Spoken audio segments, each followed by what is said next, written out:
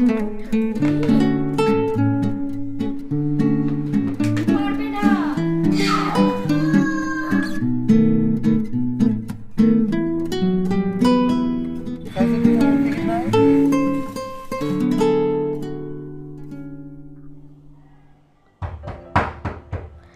Everyone, good morning. কেমন আছো সবাই?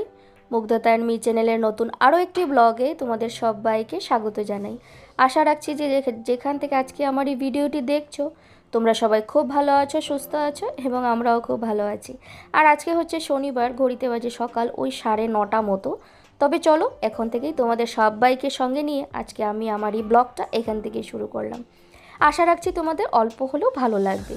আর এই তো আশেপাশে সমস্ত সকালের কাজবাজ সেরে আর আজকে ব্রেকফাস্টে বানালাম পরোটা আর তার সাথে কোয়াশ ভাজা। তার আগে তো 1 কাপ গরম গরম চা আমি খেয়ে নিয়েছি। আর এখন চলো ব্রেকফাস্টটাও করে নেব আর তার সাথে মাম্মামকেও খাইয়ে দেব। আর আজকে আলাদা করে মাম্মামকে কিছু খাওয়াচ্ছি না, ওকে আমি এই পরোটাটাই খাইয়ে দেব। আর তার সাথে 1 কাপ আমি আবারও গরম গরম চা নিয়ে নিয়েছি, কারণ মাম্মামকে যদি আমি রুটি বা পরোটা খাওয়াই ওকে একটু চায়ে ডুবিয়ে ডুবিয়ে খাওয়াতে হয়। আর এই তো দুষ্টুকে এখন খাইয়ে দিচ্ছি। আর দেখো ক্যামেরার দিকে কীভাবে ড্যাব ড্যাব করে তাকিয়ে আছে। আজকে শনিবার, মামামের স্কুল ছিল, কিন্তু কাল যখন ওকে স্কুল থেকে নিয়ে আসি তারপর না মামামের খুব জ্বর, দেখলাম যে শরীরটা খুবই গরম আর জ্বরও চলে এসেছে। তো তার জন্য আজকে ওকে আর স্কুলে পাঠাইনি, ভাবলাম আবার ওই রোদ খেয়ে আবার স্কুল থেকে আসবে। তারপরে ভাবলাম আরও যদি জ্বরটা বেড়ে যায়, যদিও আমি ওকে ওষুধ খাইয়ে দিয়েছি, এখন আপাতত একটু জ্বরটা কমই আছে, কিন্তু ওই যে যদি রোদ খেলে আবার জ্বরটা বেড়ে যায়, তো তার জন্য আর ওকে স্কুলে পাঠাইনি। কিন্তু স্কুলে তো পাঠাইনি, কিন্তু কী যে জ্বালাতন করছে আমাকে ঘরে আর কি বলবো।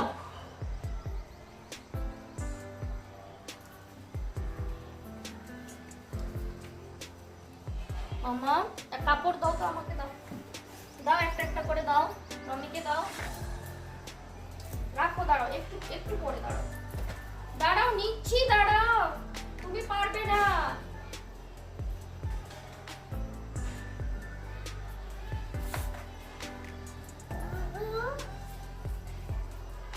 তুমি এরকম চিনতে পারবে? বলো তো দিদি।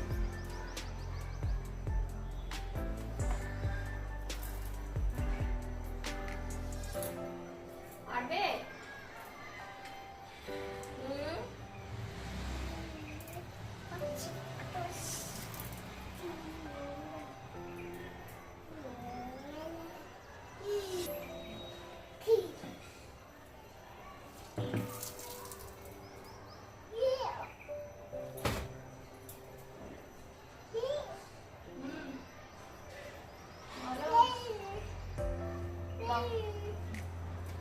আর এই তো দেখো মাম্মামকে এখানে আমি কাজে লাগিয়ে দিয়েছি। ওকে যদি কিছু একটা দিয়ে ব্যস্ত না রাখি না, তাহলে কিন্তু ও আমাকে এই কামগুলো করতেই দেবে না। তো ওকে আমি বললাম তুমি বালতি থেকে আমাকে একটা একটা করে কাপড় দাও, আর আমি কাপড়গুলোকে মেলে দিচ্ছি। আর এই দেখো দুষ্টুটার কাণ্ড, ওই যে বললাম আজকে স্কুলে যায়নি, আর ঘরে বসে থেকে যে কি করবে কি না করবে কিছুই বুঝে উঠতে পারছে না। আর রান্নাঘর থেকে একটা টুল নিয়ে এসে বিছানার উপর রেখে আর এখন যে কি করছে দেখো, পুরো ঘরের জিনিস আমার এলোমেলো করে একদম, মানে কি বলবো আমি, ঘরের যে কি অবস্থা। তো যাই হোক, বাচ্চা মানুষ এরকম তো করবেই, কিছু করার নেই। তো জামা কাপড়গুলো মেলে ধুয়ে তারপর চলে আসলাম, স্নান পুজো সেরে চলে আসলাম রান্নাবান্না করতে।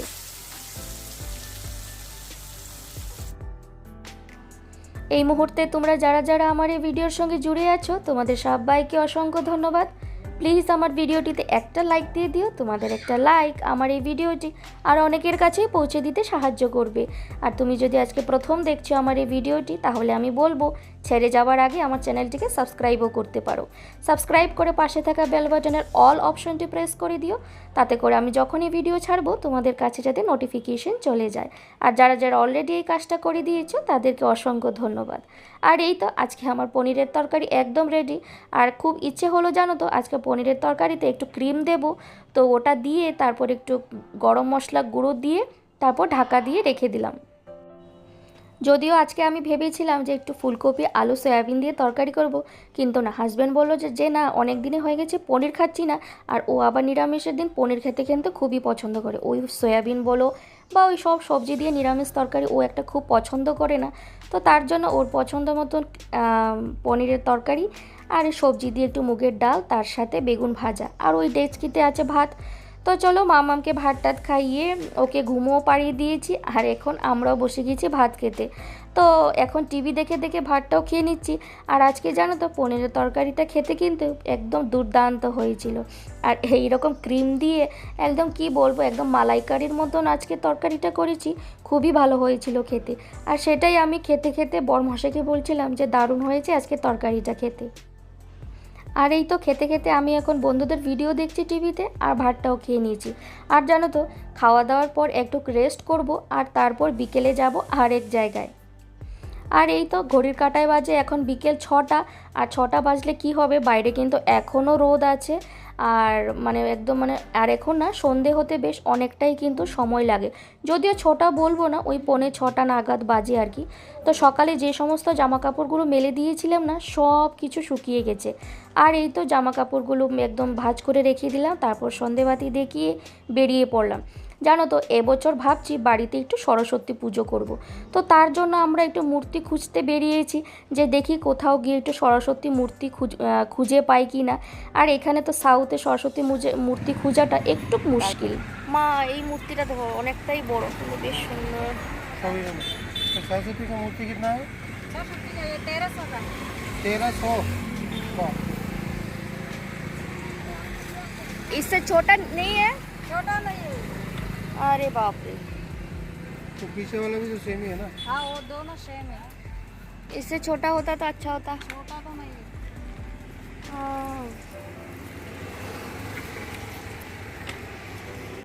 আর এই তো কি বলবো, তোমরা তো শুনতেই পেলে মূর্তির কি দাম বললো, 1300 টাকা বললো। যদিও আমি বলেছি ওনাদেরকে 700 টাকা, বর্মশাই বললেন যে 600-700 ওরা না কিছুতেই মানবে না। তো যাই হোক, আমি বললাম যে বলেই দেখি। তো যখনই না 700 টাকা বললাম, তো উনি দেখলাম যে একটু 2-1 পা এগিয়ে আসলেন আর কি। তো আমার মনে হয় ফাইনালি যেদিন আনতে যাব আমি ওনাকে 500 টাকা বলবো, তো দেখি উনি 500 টাকায় দেন কি না। যদিও উনি বলেছিলেন 1000 টাকা, 1300 টাকা থেকে উনি 1000 টাকা বললেন, আর আমি বললাম 700 টাকা। তো দেখে মনে হলো যে উনি রাজি হয়েছেন। তো যাই হোক, আর এখানে সাউথে তো সরস্বতী মূর্তি খুব একটা সেরকমভাবে খুঁজে পাওয়াটা খুবই মুশকিল, জানো তো। আর তো এখানে যখন দেখলাম যে কি সুন্দর করে বানিয়ে রেখেছে, তো ভাবলাম কেননা এখান থেকেই নিয়ে যাই।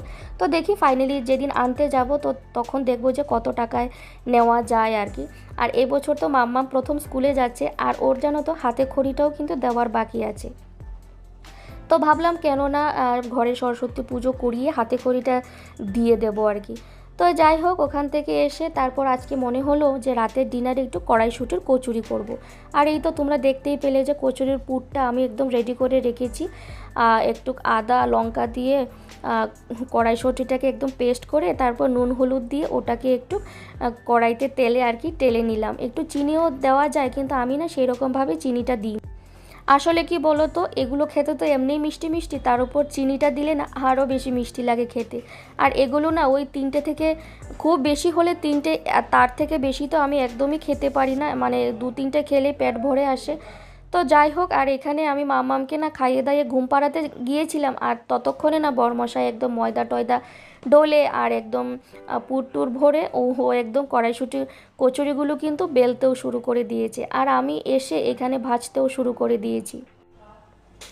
অনেক দিন থেকে জানো তো ভাবছিলাম যে কড়াইশুঁটির কচুরি করব, কিন্তু আর ওই যে সময়ই হচ্ছিল না। তো ফাইনালি আজকে ভাবলাম যে না, আজকে করতেই হবে, খেতেই হবে, অনেক দিনই হয়ে গেছে। আর বেশি থেকে ধরো আর একটা মাস, তারপরে কিন্তু আর কড়াইশুঁটি কিন্তু বাজারে থাকবেই না। তো ভাবলাম যে কেননা আজকেই খাওয়া যাক, আর খাচ্ছি বলতে বলতে কিন্তু আর খাওয়াই হবে না। আর দেখলাম যে অনেকটাই কড়াইশুঁটির কচুরি হয়েছে, জানো তো। আমি যদি সামনে থাকতাম আর কি, তাহলে কিন্তু এতটা হতো না। আর ও তো হয়তো বোঝেনি যে এতগুলো কচুরি হয়ে যাবে, আর অনেকটাই ময়দা ও মেখে ফেলেছে। তো যাই হোক, একদম থাল সাজিয়ে একদম বসে পড়লাম, আর এখন খেতে বসবো আর কি। তো চলো তোমাদেরকে একবার দেখিয়ে দিই যে কেমন হয়েছে কচুরিটা। খেতে কিন্তু দারুণ হয়েছিল, খুবই ভালো হয়েছিল। আর কচুরিটা খাবো ওই যে দুপুরের পনিরের তরকারিটা আর তার সাথে ডাল। আর কচুরিটা খেতে জানো তো খুবই ভালো হয়েছিল। তো চলো খেতে খেতে আজকে আমি ভিডিওটা এখানেই শেষ করব। আবার আসবো নতুন কোনো ভিডিওর সঙ্গে, ততক্ষণের জন্য টাটা বাই, গুড নাইট।